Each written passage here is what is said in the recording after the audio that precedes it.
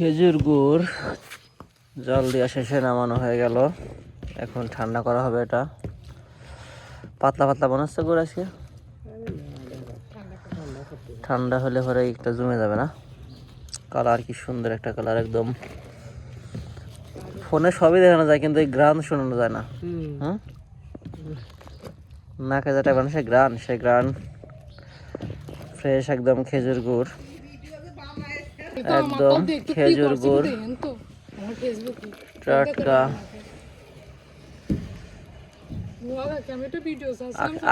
আখের গুড়ের ভিডিও হলো তোর দেখতে ভালো দেখা যায়, অনেক গুড় থাকে তো, আর এই খেজুর গুড় তো অল্প হয়।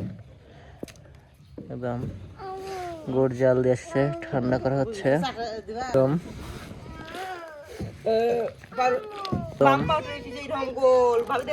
ফ্রেশ খেজুর গুড়, টকবগে কালার তো সুন্দর কালার আছে একবারে।